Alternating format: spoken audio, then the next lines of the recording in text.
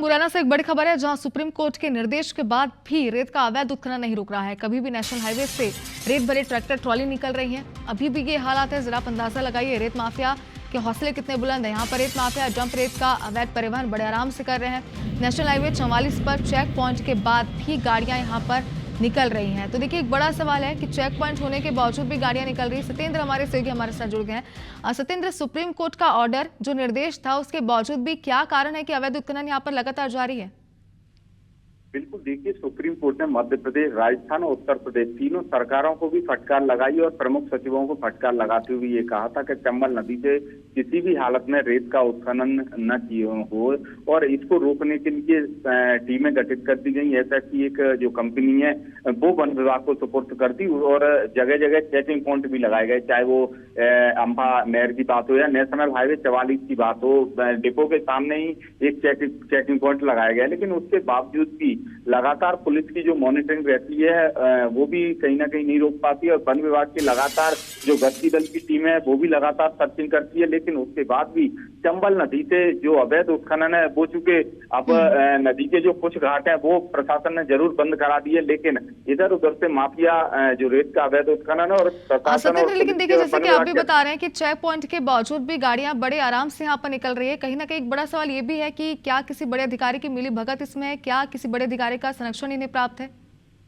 बिल्कुल, देखिए, जिस तरीके से जो दावे किए जाते हैं प्रशासन द्वारा कि रेत डंपिंग के आंकड़े जो बनाए जाते हैं कि आज 1 करोड़ का रेत नष्ट किया है, ये नष्ट वष्ट कुछ नहीं है, मिट्टी मिलाते हैं। लेकिन माफिया उसी जो रेत को जो नष्ट करते हैं उसी को भरकर लाते हैं। और ये भी बात बिल्कुल सही है कि कहीं ना कहीं जो माफिया है उनका नेटवर्क तंत्र प्रशासन, वन विभाग और पुलिस से काफी तेज है। क्योंकि कल जैसे ही की जो सुप्रीम कोर्ट की जो 5 दलीय टीम आई थी उसके बाद ही रेत के ट्रैक्टर निकलने हाईवे पर शुरू हो गए। तो कहीं ना कहीं ये देखने में आता है कि जो माफिया है वो कितना हावी है और कितना उनका मुखबर तंत्र है। आखिर प्रशासनिक अधिकारी जो दावे करते हैं, अधिकारियों के साथ जो बैठक करते हैं, उसके बाद ही अगर इस तरीके से रेत के ट्रैक्टर फर्राटे मारते हुए नेशनल हाईवे पर दिखाई देते हैं और लगातार ये जो ट्रैक्टर है जैसे चेकिंग पॉइंट लगाते हैं, जैसे ही जो टीमें हैं वो लगी हुई होती है और उसके बाद उन्होंने कई ऐसे रास्ते बना रखे हैं जिन रास्तों के माध्यम से जो रेत का उत्खनन है वो करते हुए नेशनल हाईवे पर गलियों से निकालते हुए फर्राटे मारते हुए